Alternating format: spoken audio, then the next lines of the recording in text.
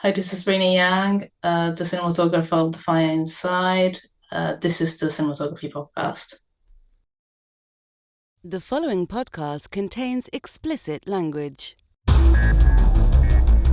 You're listening to the Cinematography podcast presented by Hot Rod Cameras, a program about the art, craft, and philosophy of the moving image and the people who make it happen. Coming to you from the world headquarters of Hot Rod Cameras in Hollywood, California, are your hosts, Ben Rock and Ilya Friedman. Hey, Ilya, how the hell are you? Hey Ben, I'm doing just fine. How about you? Good, good. You're in New York City. I'm in New York City, and for those who want to like zoom in, which is probably no one, that back there is the Chrysler Building. You can just barely see the Interesting. tip of it out the hotel window. So, Very good, yeah. very good. So Ben, who is on the show today? We have the amazing Rita Yang. It's her first time on the show. She shot The Fire Inside for Oscar-nominated cinematographer Rachel Morrison on her feature directing debut. Has she really never been on the show before? I really thought she Rita, had. I don't believe has been on the show. No, maybe not. Well, hey, this is great. I'm glad Rachel I'm has glad. been on the show. We interviewed Rachel's been on the Rachel. show for sure. We Yeah, interviewed Rachel. We actually interviewed her in her house like 2 weeks before she became the first woman ever nominated for Best Cinematography, which to me is one of the great shames of the Academy and the category that our entire podcast is based around, is that it wasn't until 2017 that a woman was nominated for Best Cinematography. And it's not like women weren't shooting for the first 100 years of cinema. Indeed, and well, we'll see what happens this year. They haven't announced the nominations yet for this year's Oscars, but there's some people in the running, so maybe Yeah, they'll, yeah. A they'll couple who I think we might have interviewed who I think maybe have a chance of a nominee and or win. don't jinx it. But yes, I'm not exactly. jinxing anyone. But anyway, Rachel has pivoted to directing. I don't know if she still shoots. She probably does. But her first feature as director is The Fire Inside, which is an amazing boxing film. And it's if you haven't gotten a chance to see it, I saw it at a screening. It's like it was probably about a month and a half ago. And it looks great. It's got amazing performances. It's kind of a two-hander, and the two leads are amazing. Like it's like a master class in acting. Both the leads are great. I think Rachel's direction is great, and I think Rena's cinematography is awesome. It's always cool to talk to DPs who are shooting for other DPs when they take the director's seat, to find out, like, does as a an accomplished DP moving into directing, do they get into the DP's bag of tricks too much or whatever? And I think Rina puts that one to bed pretty quickly. And it sounds like they had an amazing collaboration. So I would encourage anyone to go check that movie out if they can see it. And Rina is someone definitely to watch. And now, close focus. Awesome. All right. So Ben, it's time for our close focus. It's the time when we talk about what sort of topical industry news, events, things are going on. What do we have to talk about this week? Well, I feel like we would be remiss to not talk about David Lynch. Who? I've never heard of this person. David Lynch, uh, Purveyor of coffee, right? Wasn't that his? He was mostly known for coffee. coffee and pie. Yes. Yeah, just one of the most noteworthy directors of the last 50 years, I would say. I wouldn't say that I loved every single thing he did, but I appreciated everything that he did, and I don't think that there are a handful of directors who I feel like you could watch 15 seconds of their film and be like, oh, that's David Fincher. Oh, that's Steven Spielberg. Oh, that's Alfred Hitchcock. And Lynch to me is one of the ones who you can spot him immediately. He just has a style that nobody else has. He's worked with some amazing DPs. I've often wanted to get Peter Deming on here. I love his work with Peter Deming. But he did, obviously Twin Peaks, Blue Velvet, which our also deceased friend Dan Neese shot the Steadicam for. And that was, I think, one of my favorite things to talk to Dan about when we had him on the show the first time was the Steadicam for Blue Velvet and the Steadicam for the opening sequence of Scream. Um, uh, uh, Blue Velvet, Dune, Eraserhead. I feel like, and I was kind of talking to someone about this the other day. I feel like David Lynch gave filmmakers a permission structure for not basing all of their creative choices in realism. And I remember in my senior thesis film in college, I had seen Eraserhead and I had seen Twin Peaks Fire Walk with Me right around that time. And I directly stole some of his sound design ideas and put them into my film. And they were impressionistic sound ideas, like sounds that wouldn't be in a location that literally no one will ever complain about. Like the audience is not really even aware of them, but they definitely create a vibe. And Blue Velvet, Lost Highway, Twin Peaks. I feel like he revolutionized TV. I feel like without David Lynch, you don't.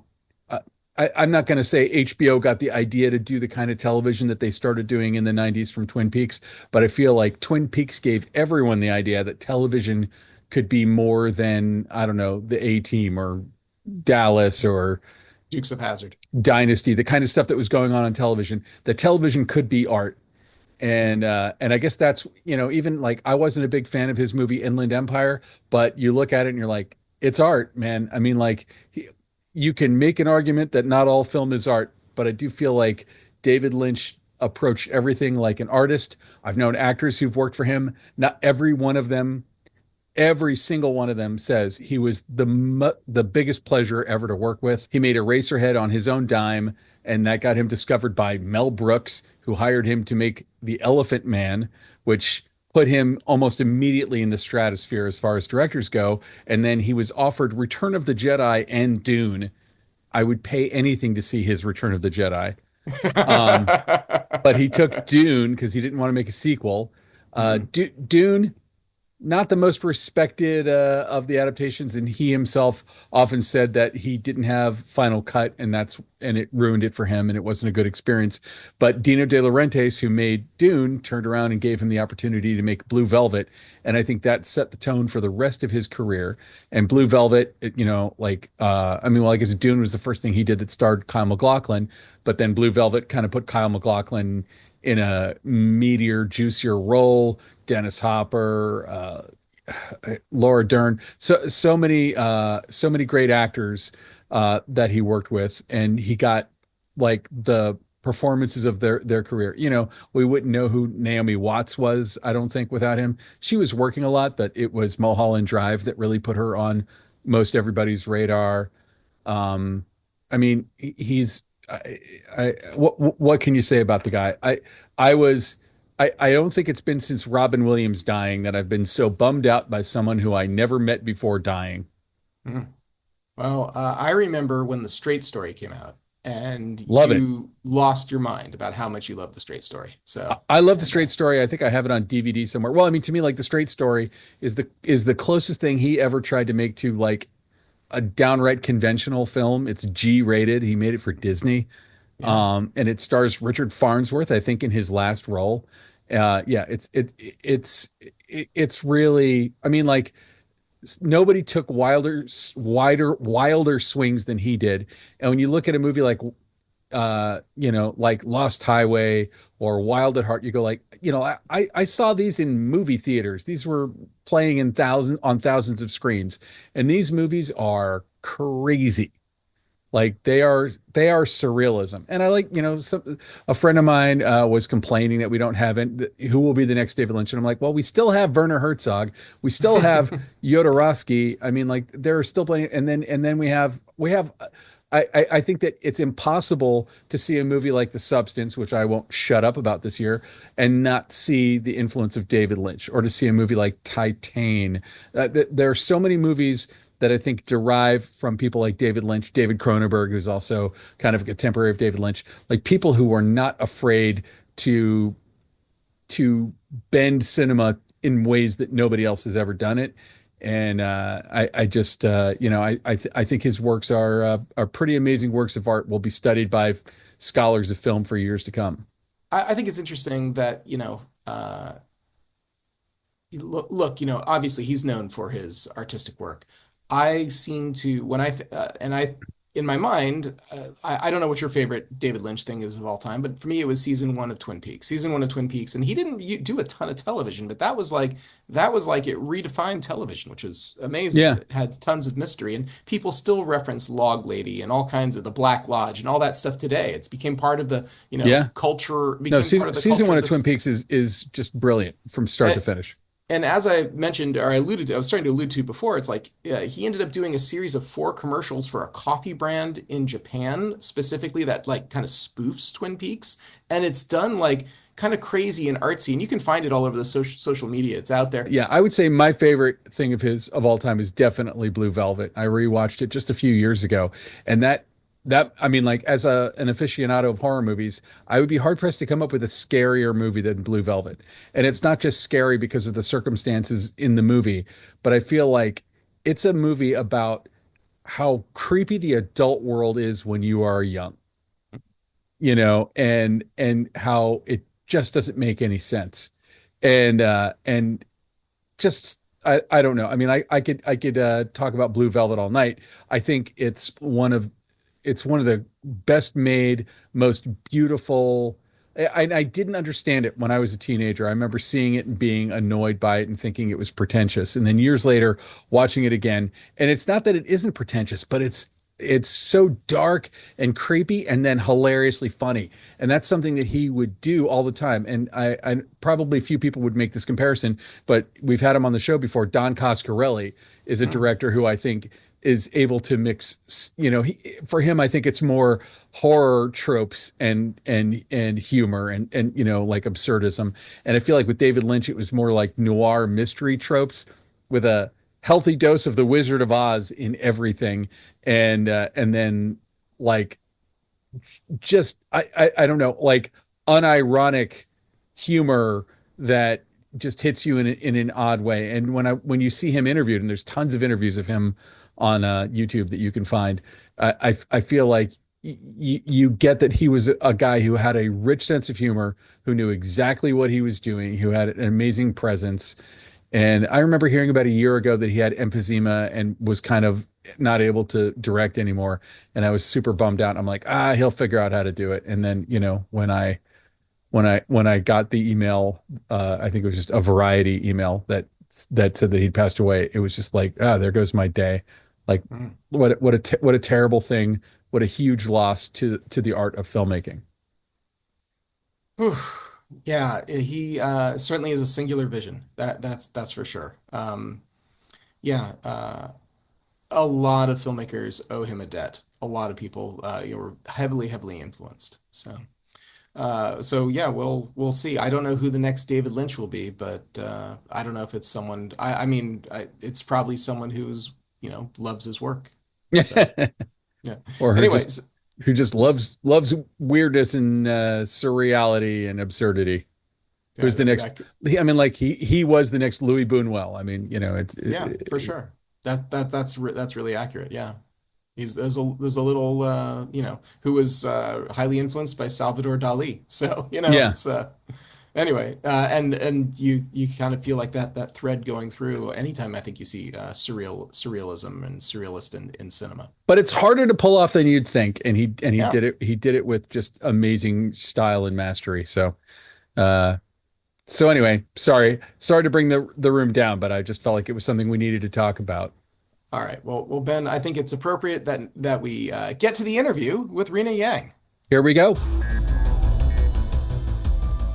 The Cinematography Podcast Interview. Well, thank you so much for coming on the show, and thank you for thank you for shooting The Fire Inside. It's great work. I want to start with the hackiest question I have, but I think it's important. You are DPing for Rachel Morrison on this movie, so you're the DP for an Oscar-nominated cinematographer who's outrageously accomplished, and her work is amazing. So Yeah. so on The Fire Inside, was there any hesitation to work for someone who does the same work as you, or did that make the job better, more interesting? Did like what was the relationship like with someone? Lots of directors don't shoot. Obviously, Rachel is like the quintessential shooter. She's amazing. So what was it like kind of working for not just a DP, but like a famous DP? Yeah. I actually didn't think too much about that, to be honest, because I tend to just go for things without overthinking if my instinct says that this is something you should do. And I mean, it did help that I've known Rachel for a while, just being, female DPs in this the boys game. And we'd met before in real life, so it did help that I know what she's like, and we like each other. We hang out.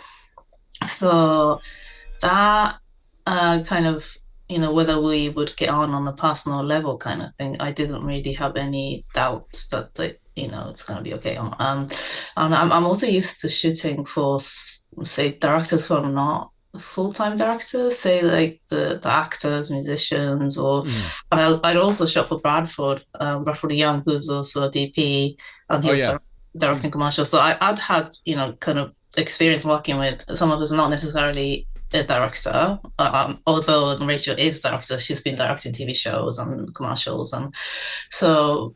But I didn't think. By no means am I implying that she's not a director. I'm just saying that like I'm assuming, and maybe it's a big assumption, that like somebody like Rachel Morrison is gonna you're gonna reach for the 65 millimeter lens, and she'll be like, "Are you sure?" And like I just kind of wonder. I wonder how in the cinematography weeds does she get, or actually it's interesting to hear about Bradford as well. We've had him on the show, and he's amazing. I think his work is amazing, and he's just a philosophical, amazing person. But like so when you're working for a DP, do you expect, and again, I'm not saying that these people aren't also directors, but when you're working for someone who's who's mainly known as a DP, is there any like what's the collaboration like, and is it different than when you're working with someone who isn't a DP? I think I may communicate slightly differently in a way that I would just say the technical term straight up rather than say kind of expressing myself differently to a director who's not a cinematographer. I wouldn't maybe say like, hey, like, okay, we're gonna go 48 frames, I'm gonna shoot 270 shutter, and then Rachel wouldn't ask me why I'm shooting a 270 shutter. But then with other directors, I would explain, like, is it all right if I shoot 270 because I don't really like it when we ramp it back, and then it looks like it's too choppy, and that's not how I intended it to look if you ramp it back to 24. So it's kind of different. Or say if I'm talking to a director who's not like that into cinematography, then I'll just ask them about maybe like, or suggest them about the feeling of the shot. Like, is it floaty or is it more like controlled? But whereas maybe if I speak to Rachel, like, do you want steady cam or dolly? So like we talked about, like, it was nice to have the shorthand. Just skipping the tech chat, kind of get into the point. That helped because we had a really insane schedule. So well, you say it's insane. So like when you say insane schedule, I know that it's all like it. I don't know where you shot everything, but it feels like you're all over the world. Exactly. What kind of schedule was it? Well, we shot in Toronto, so we shot Toronto for Shanghai, London, and the interior locations. Toronto for Flint. I mean, Rachel did do a little Flint uni at the end of the principal photography, but we were in Toronto all the time, and we had so many set builds and locations and multiple periods of time. The past, present, and future kind of. So, with the budget that was kind of budgeted pre-COVID and pre-inflation and all sorts of things. So making a movie always is challenging but this was definitely challenging for sure. Were you shooting during COVID? No, it was after COVID, because there was a first time around. it was 2019. They tried to shoot, and then 2 days into production got shut down. And then 2 years later, Rachel and Barry did a campaign to bring it back, and then Universal sold it to MGM, and then it came back around. I think 2 years later, then we finally managed to actually make the movie. Yeah. Mm. And like the first thing that hit me watching the movie too is it's a period piece, but it's a very recent period. Like and I often hear it said that it's easier to make, like 1850s London than it is to make something look like it was 15 years ago. And this is, I don't know if it was exactly 15 years ago, but it's thereabouts. And a lot of that's art department, costume, hair, stuff that's not your job. But what, when you're approaching kind of the period, because it starts there's like a cold open almost when the main character is a child, and then we jump forward to when she's already kind of a phenomenal boxer, but she's still a teenager, so it's maybe a 10-year jump or so.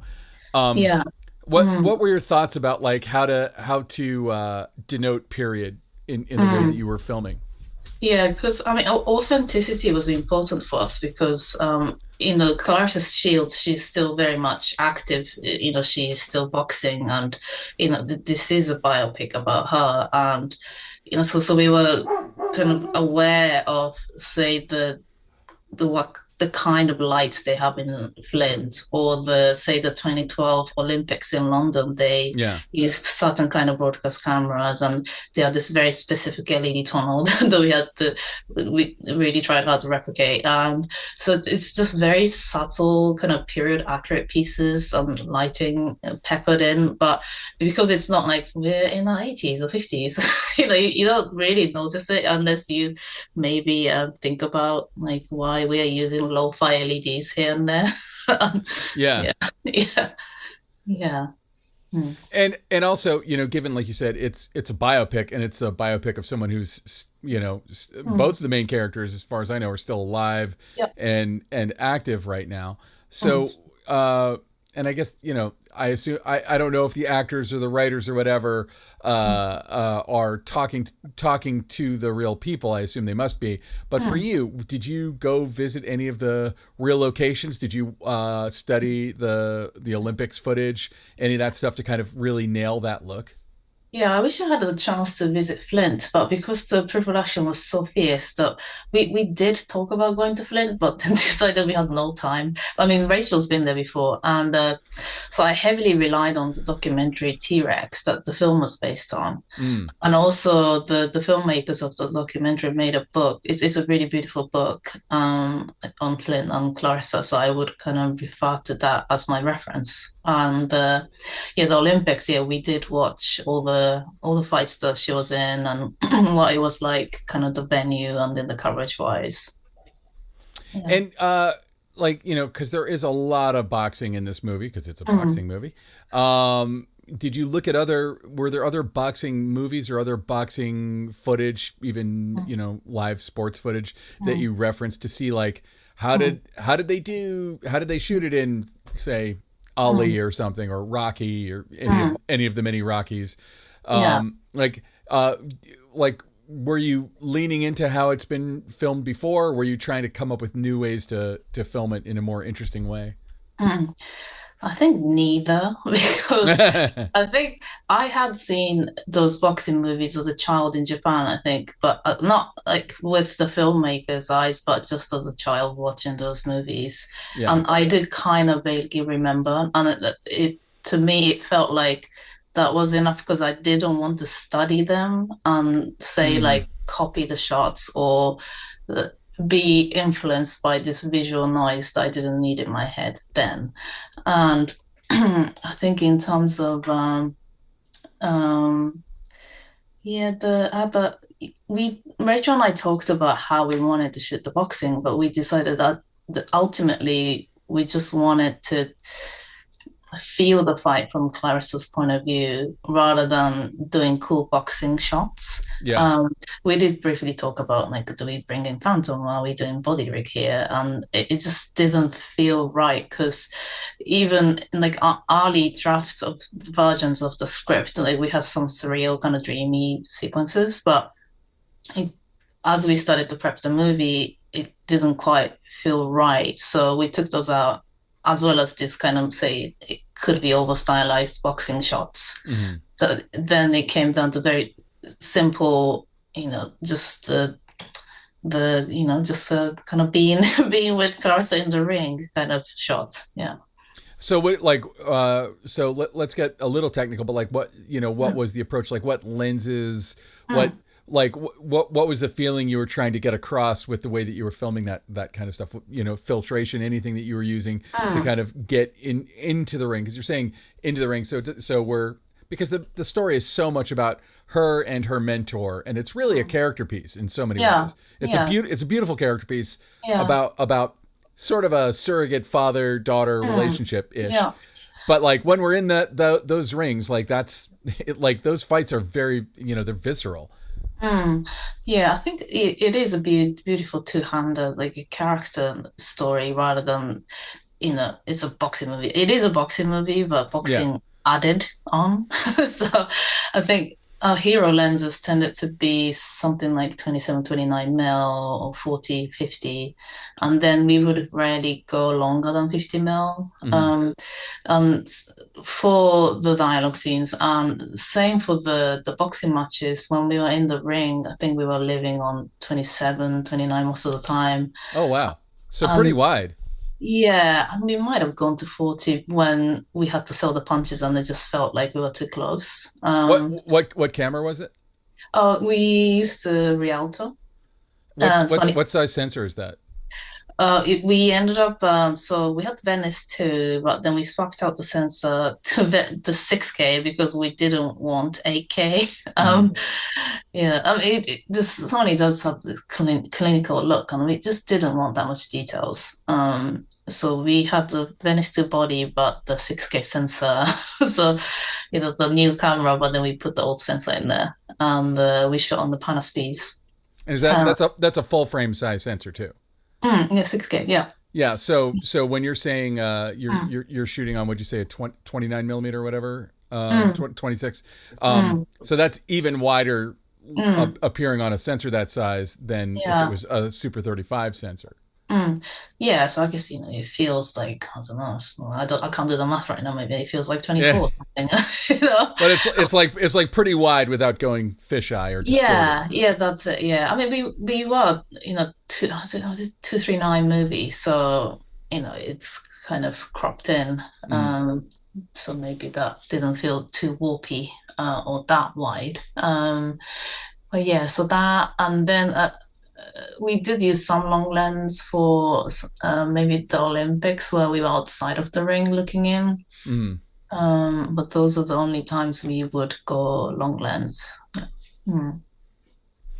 Let's talk a little bit about kind of the character stuff in the movie, because it's really touching and really sincere, and you have kind of a young actor in the lead. I don't know how old she is. I mean, she's probably, I don't know. I'm assuming she's over 18, so probably has a decent amount of experience. But it's such a character-y film, and sometimes I wonder when I'm watching movies that are really character-driven like this, that are kind of subtle. As a DP, did you find yourself like trying to create a world that they could move around in, or how locked down did you want them to be? Because it feels, and you could get the spontaneous feel either way, but it feels like such a real, believable, lived in world where they could do anything and go anywhere. What was that a consideration at all, I guess is. Yeah. I think I lit the environment rather than say like, here's the corner you can stand in, and then please don't move. So Jason's house, I would light the whole house, and we'll see the blocking, and I'll bring in some specials that I could hide in a corner.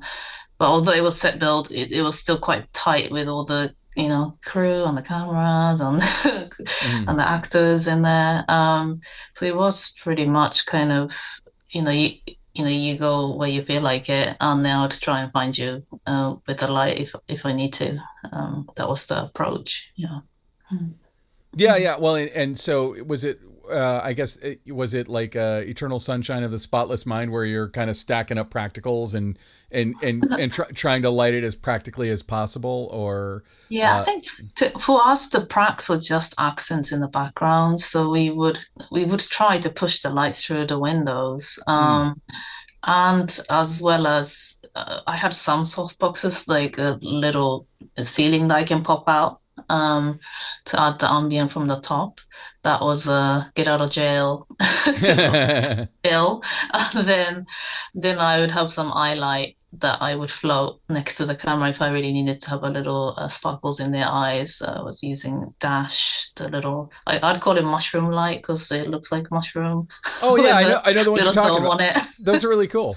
Yeah, so that was something we were using. But yeah, it was yeah, in general, it's I wanted to let them have the freedom for sure because it is like naturalistic and it's a naturalistic kind of movie. So it was important that they didn't feel like they had to hit the light or Yeah, yeah. anything. Yeah. So Mm. let's back out a little bit. And I guess we sort of hit this at the beginning, but I'm just kind of curious. What brought you to the project, and like what were your initial conversations with Rachel, like in terms of kind of establishing the mood, the tone, the look, Mm. all of that stuff. Yeah, I knew that she was, making this movie. Well, the first time around, they were trying to make it in 2019. At that time, I was shooting something else, and then when it came back around, she texted me about it. So you were like already in her orbit as someone she wanted to bring onto this film back then, even. Well, we joke about second choice because my friend Kiaris was going to shoot it Mhm. before it got shut down. So they prepped and they shot 2 days and they got shut down. Then when it came back around, Kit was on something else. And this time I was available. And Rachel asked me if I wanted to shoot a movie. And I'd already watched the documentary because I was curious what they're making. And I loved the documentary. So when she asked me if I was interested, I was like, hell yes. It's written Mhm. by Barry Jenkins. I love his movies. And, Rachel, I love you, as a person and as a DP. And, to having watched the documentary, just Claressa Shields is such a, inspirational character. And the story had a lot of kind of many things that I could resonate with. Her being, I don't know, being a DP feels like an athlete. So she's an athlete and she comes from kind of underrepresented background, and she goes through the success and failure. That's relatable Mhm. as anyone who wants to work in a creative industry or anything else. I guess just life. So Yeah. I think. So, the Rachel, great story, great boxer, Barry Jenkins, and, it was a no-brainer when they asked me to shoot it. Yeah. I've actually never seen that documentary. It's How beautiful. how much did it inform? Did any of that inform kind of Mm. the visual approach, Mm. or were you trying to set it apart from that? Yeah, we did kind of talk about it in the beginning because we were referencing the documentary a lot, but for us it was more the to know where she came from and the community she grew up in. Yeah. And it wasn't a visual reference, but there was one scene that we really liked. It was Clarissa punching under the sodium light in the snow. That's something we took the inspiration from the documentary and put it into the movie. But the rest was pretty much kind of heightened narrative, because we didn't want it to feel like documentary. We wanted it to feel like a movie. Yeah. Um, I so can, yeah, I can I be honest? I went and saw it at a screening months ago, and I didn't know till it was over that it was a true story.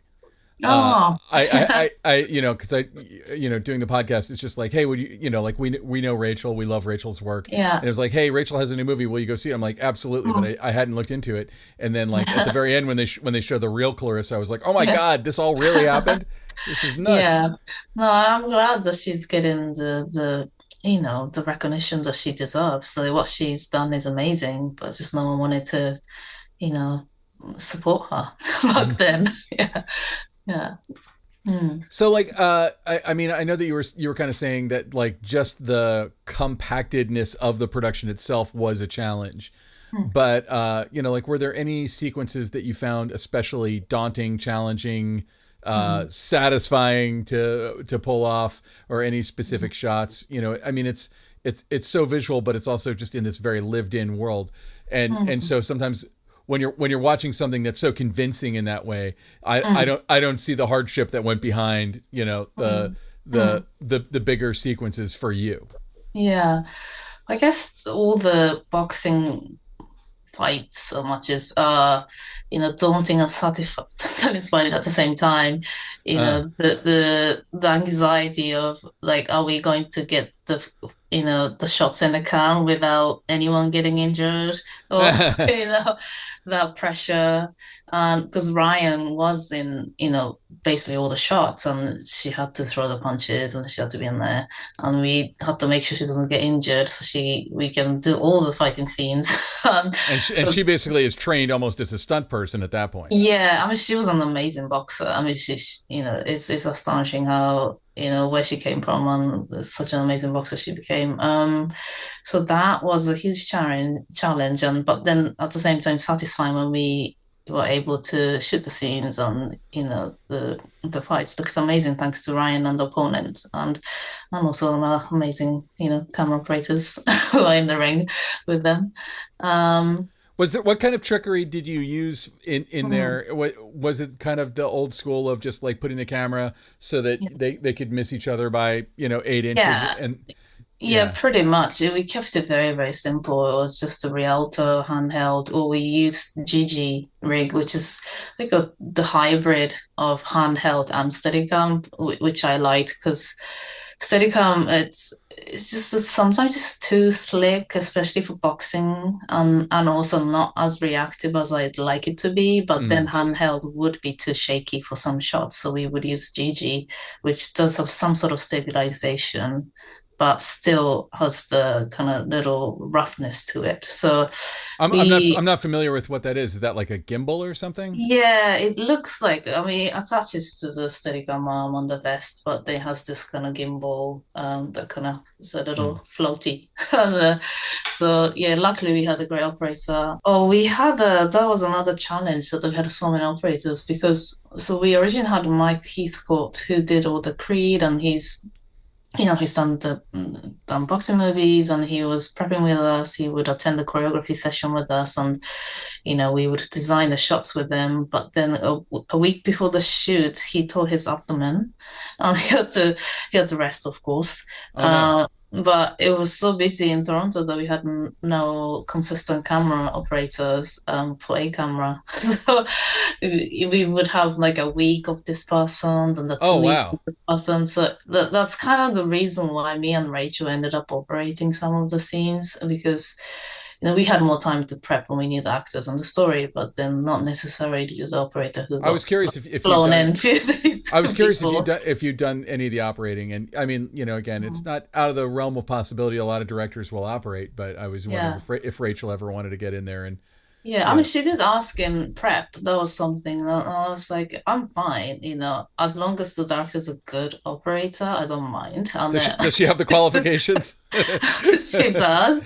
And I mean, the relationship we had, I was really honest. She would ask if she did a good job, and then I'd be like, that was good. Or then she, do this other scene, and then I'd be like, I think that was good, but I think we should do something that's less like active and a little bit more quiet with the camera. Or so we can be very honest with each other. I would personally be terrified to give Rachel Morrison camera operator notes. Well, no, I My think it was just so she had kind of options in the edit, yeah and so I think that was just like a testament that we had a really great collaboration, like yeah. relationship. Was just really honest about like, oh, because if she's operating, and she'd ask if we got the performance, and then did you feel it, and then we're like, yeah, we felt that, we got it. Let's move on, kind of, So that That's was awesome. yeah.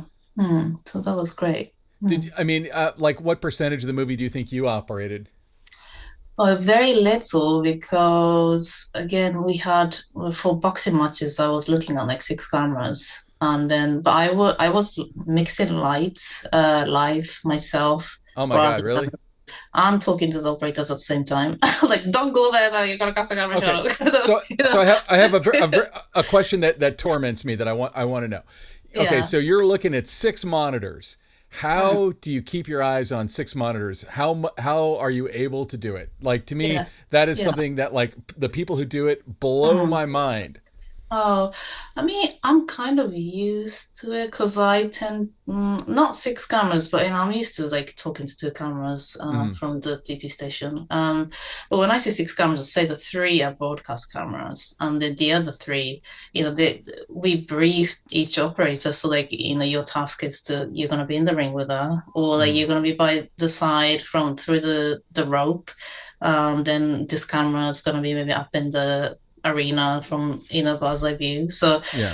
I mean, it's not like it's. I think it's more you get nice surprises rather than trying to micromanage them. I think as long as you brief them what you're looking for, Mhm. then let them find good shots, and that's kind of how I roll. And then live talk because not necessarily, they can't see each other. So I'll be like, okay, like B's coming into A, just step back a bit, that kind of stuff. Or like, you guys got the same shots. Can A go here or B look Yeah, that yeah. way? So yeah. And like, how did you and Rachel kind of prep for, like, Mm, the coverage you were going to get mm, in that scene? Were there storyboards, overhead diagrams, shot lists? mm. Like, Yeah, what's your favorite method to kind of get these world-class yeah. visuals? Yeah, every single movie or any projects I do, I shortlist, from the beginning to the end very meticulously, and I have like the spreadsheet to see how it flows from scene to scene. So that we did that also for the fire inside. We had a spreadsheet of the detailed shot list. Are we using Steadicam camera, or what are we looking for with this shot? And so each scene we broke it down into shots, so we knew what needed to get to make the scene. But then on the day we would block and then adjust and adapt the shots or combine or add shots. Mhm. So that was our approach, but we didn't do any storyboard. It didn't really make sense because it's not like we had huge VFX sequences that we needed to communicate with different departments. And also, Rachel doesn't like to do storyboard, and I see why. It's just become such a rigid reference. So yeah, we didn't do storyboard for this shot. But I mean, I had floor plan, but that was more for me for lighting. Mhm. So yeah, it was. I mean, we had a little toy with a boxing ring with 2 little wrestlers that we Oh, would that's cool. use, like when you plan the car chase shots with the toy cars. you know, Oh, we had yeah. we had the toy wrestlers. Like Rock'em Sock'em Robots or something. Yeah, so it's like, okay, so she goes here, and then we're here, and then but No, but that's very helpful. I mean, then you kind of walk in with a yeah, strong idea of the choreography of it yeah. all. But the best was just basically get in the ring and then block it with iPhone, block it with phone, and then record it on the Oh, video. really? Yeah, and see how that sells. Like during a rehearsal, I assume. So, like, Yeah, exactly. Yeah, yeah. If the punches look right. is there some story, some anecdote from the shooting in the movie that we haven't covered that you think is a really cool story that aspiring cinematographers or fellow cinematographers would find I interesting? think I think if you watch it, it may look like a quite simple movie, although it was logistically very challenging. But we shot the movie in the summer, and the movie starts in the winter. And so, anyone who shot summer for winter, it's nightmare and it's very challenging because we had a very hot Toronto summer, sun blasting outside, and we had to make it look like winter. So Winter in Flint, which is yeah, different yeah, than so winter in LA. yeah, so there was a lot of blue screens and trying to diffuse the light, and a lot of effort went into trying to make it look like winter.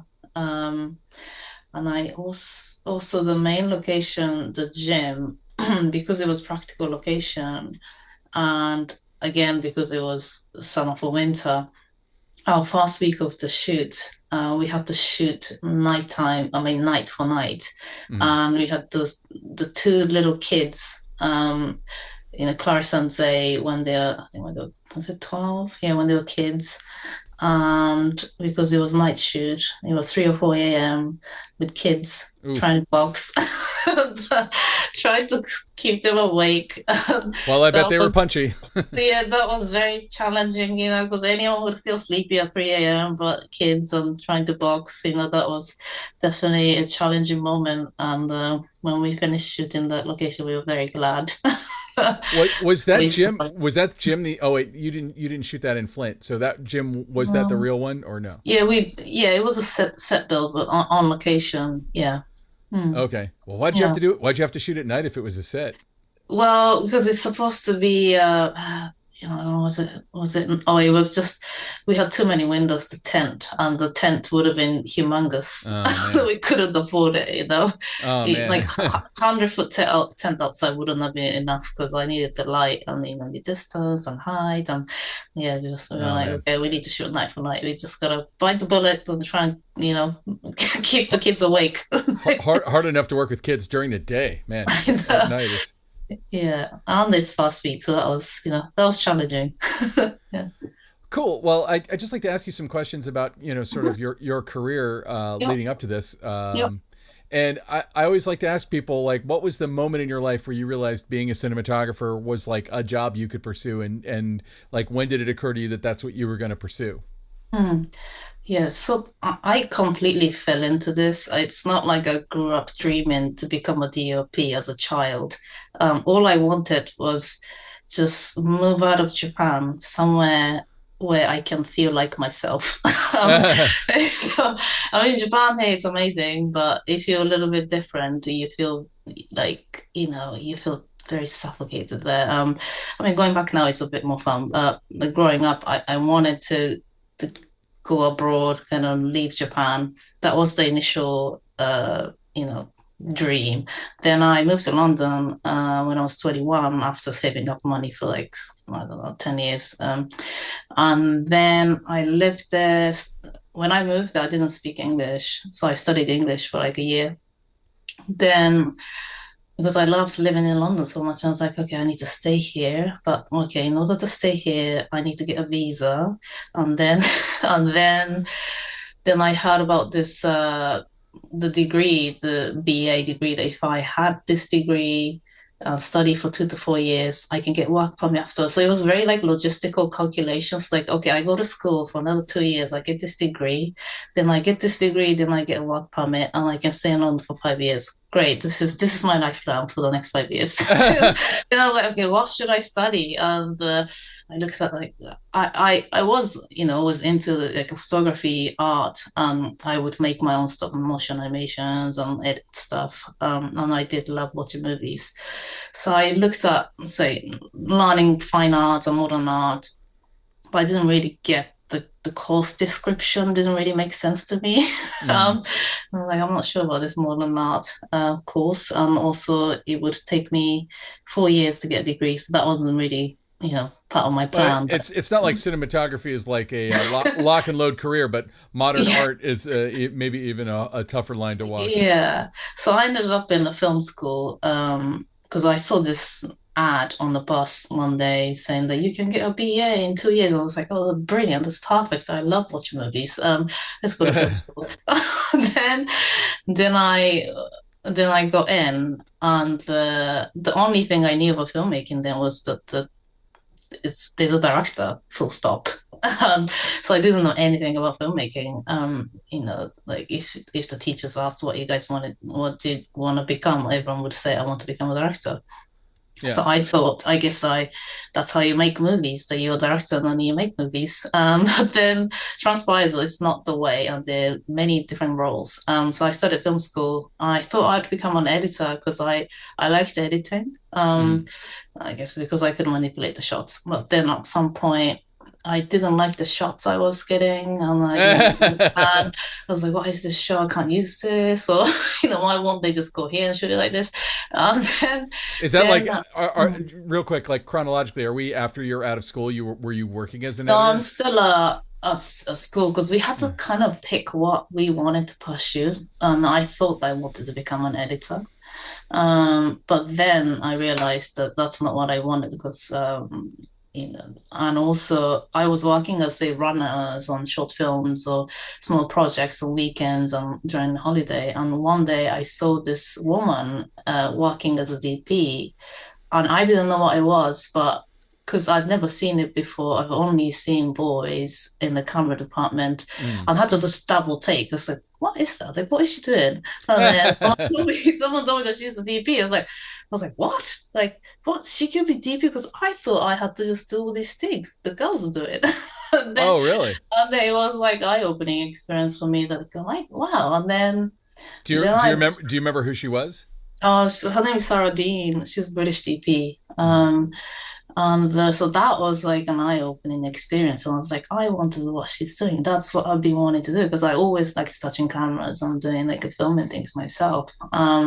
So I decided that I want to do what she's doing. But literally, there's no female DPs back then, let alone some Asian woman trying to be a DP. So I started shooting like indie short films and make a lot of indie music videos with my friends. Mm.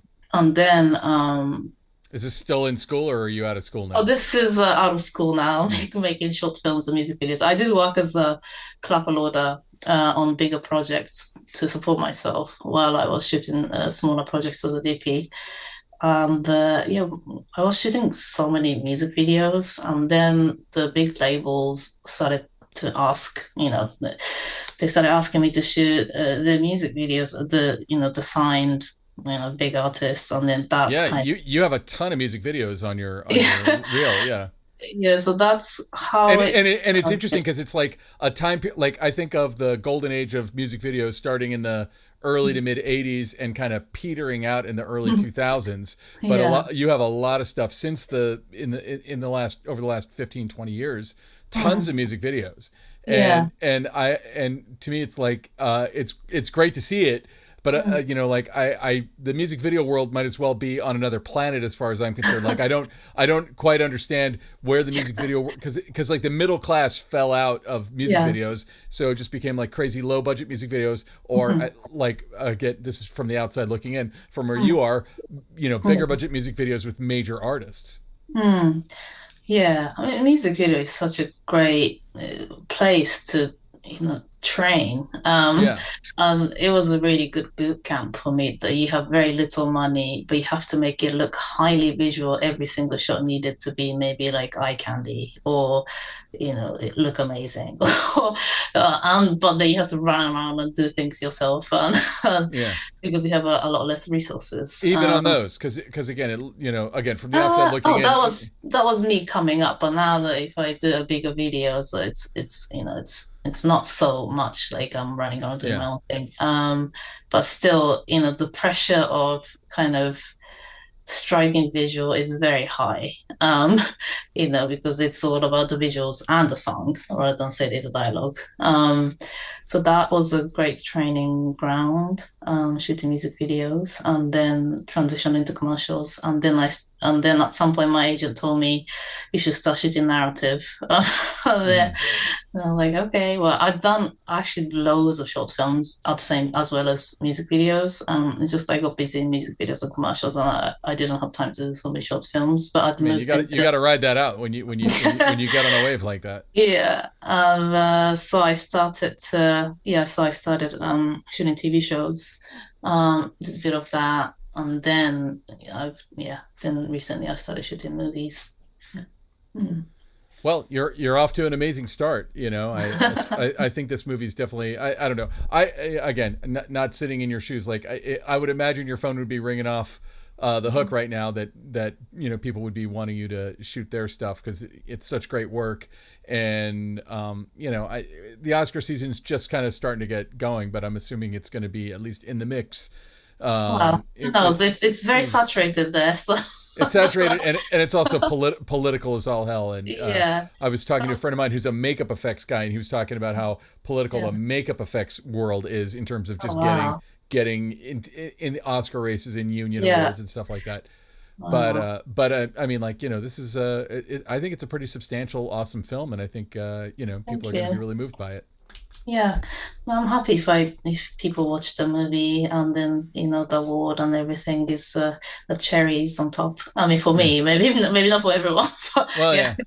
it'd be great. Yeah, Well, and hopefully, if nothing else, we'll just get to see more of your work in the next few yeah, years. yes, On stuff of that yes. this size and bigger. Well, cool. Well, thank you so much for your time. Before we go, is there a Instagram, website, any place that you interact with people who might have questions or, just want to see more of your work? Yeah, I've consolidated to just Instagram. I have deleted Twitter and Facebook long time ago, and Good for and you. LinkedIn for anyone in the UK. Maybe they know the Oh, LinkedIn. we're on LinkedIn over here too. So Okay, so I don't have anything but Instagram. So if you want to reach out, yeah, it's my name. Hopefully you can find me there. cool, cool. Well, thank you so much for coming on the show, and we look forward to seeing. I hope that this movie has serious legs as we move into the season, but also can't wait to see what you do next. Thank you so much. Thank you. Absolutely. So that was Rina Yang. Rina, thank you so much for coming on the show. Great work. I hope people go out to the theater and check out The Fire Inside if they have it playing near them. And if not, I'm sure it will be streaming momentarily. Ilya, I believe you told me something about it being time to pay some bills or something.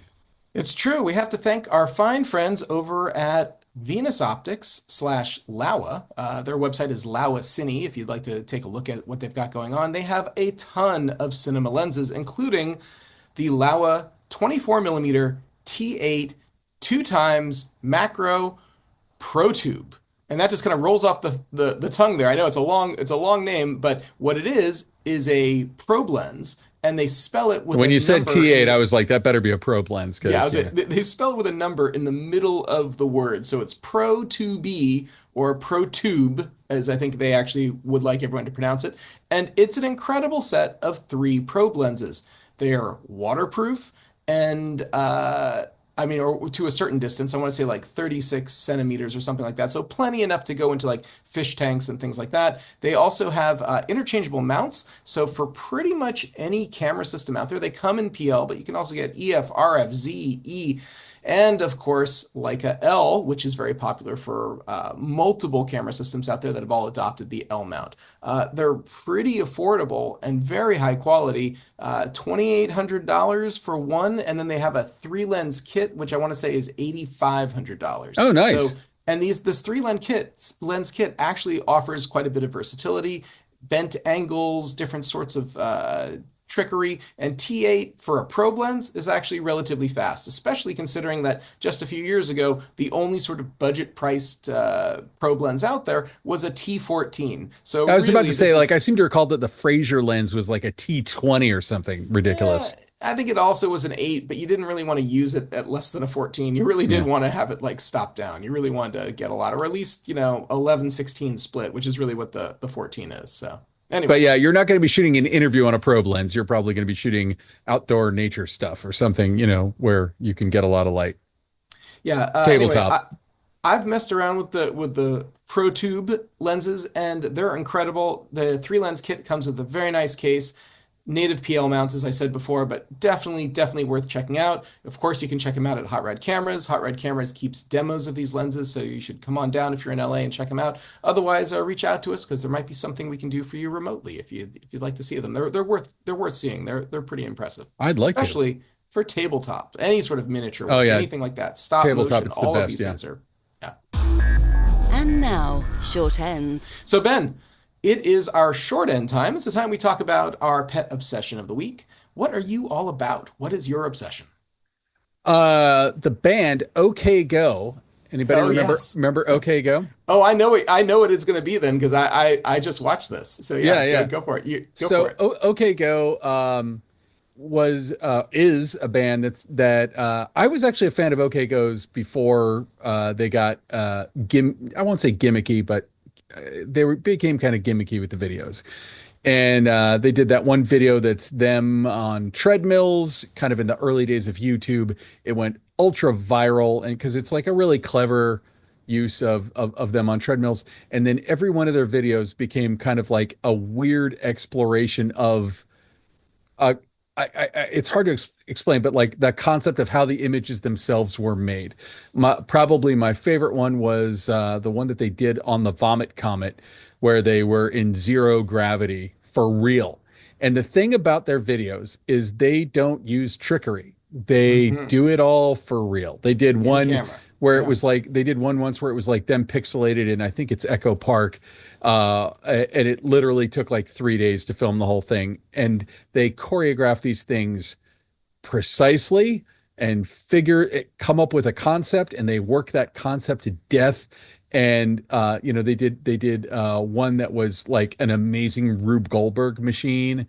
They did one where they had like, I forget, it was like 500 printers that were printing out backgrounds for them, and they were flying around in front of them and stuff. Like, their videos are great. And if you're into, I don't even know what you would call it. It's just kind of like video art almost. Definitely check out their videos. And I think this video, they dropped a video literally yesterday as I'm talking, for a song called "A Stone Only Rolls Downhill," and they shot it on 64 iPhones.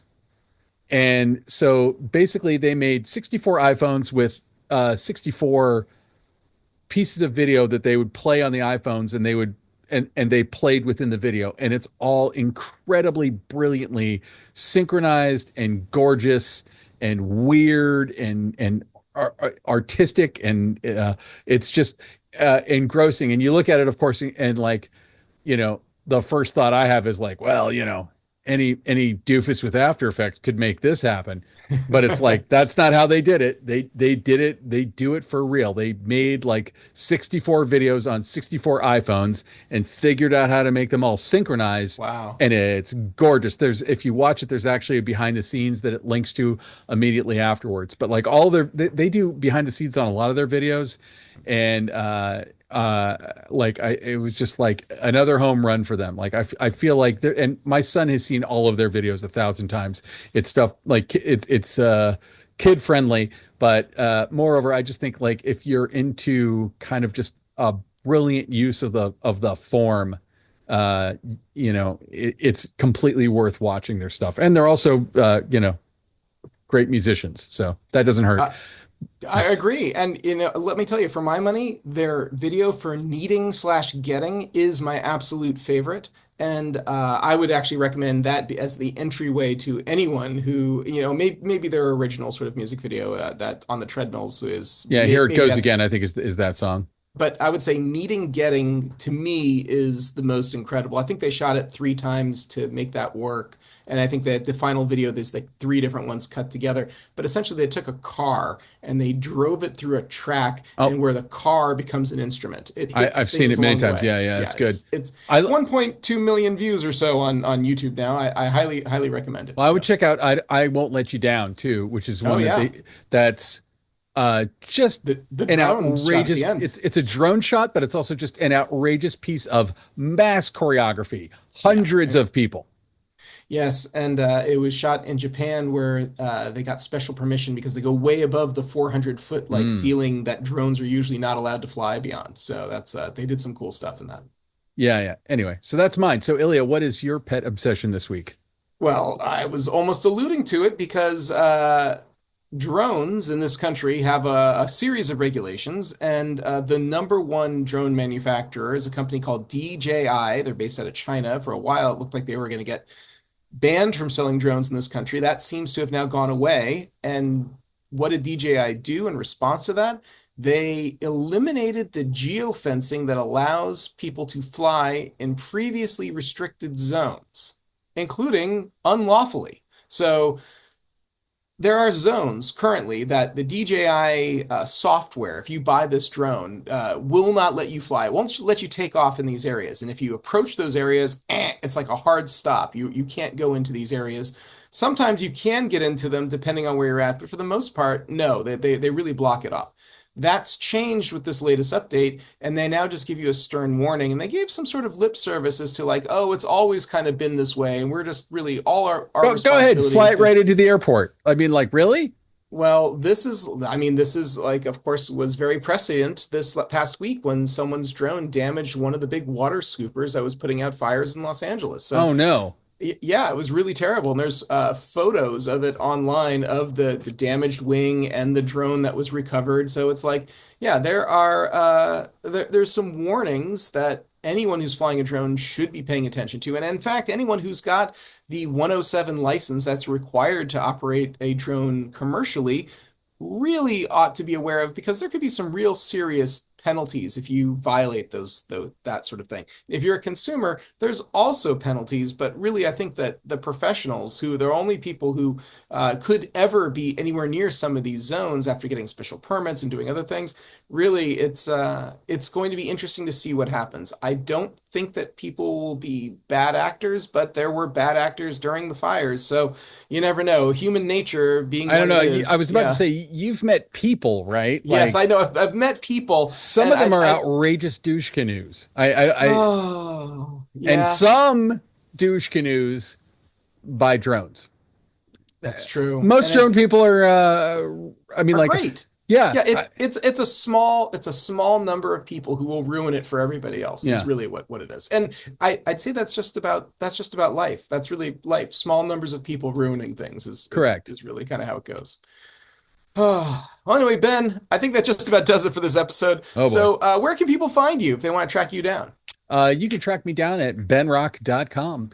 Go to benrock.com and check out my reel and whatever. Find me on social media. I'm on Blue Sky. I'm certainly weaning myself off of Twitter. I feel like I maybe am officially at the point of not wanting to dip my toe in that toxic swill ever again.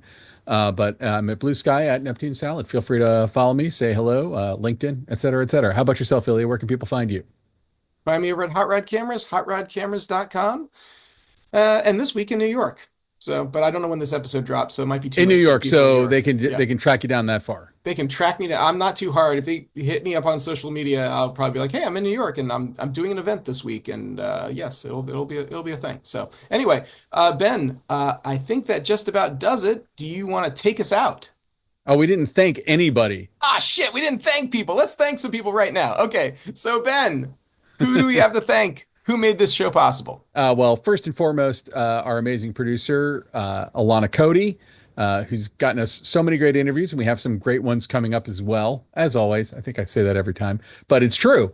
Thanks to Alana, I've gotten to speak directly to several of my heroes, so I have her to thank for that. We got to thank Michael Indispensable Dispenza, who edited this, hopefully making us not sound like complete doofuses, but it's on me if I sound like a doofus. I'm okay with that. And also, lastly, but never least, we got to thank Kazel Atrakshi, who composed every scrap of music you hear on this podcast. Check out his work at www.musicbykays.com. That's Kays.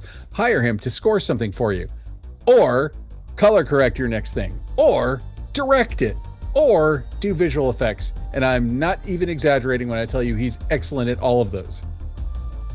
Yes, he's quite the multi-hyphenate talented individual. So, Ben, now that we've thanked all those people, do you want to take us out? Not especially, but I'll do it anyway. Thanks for tuning in. This has been the Cinematography Podcast, presented by Hot Rod Cameras. Find your next camera, lens, or accessory on the web at hotrodcameras.com. Don't forget to subscribe to our show on iTunes and connect with us on Facebook and Twitter. Thanks for listening.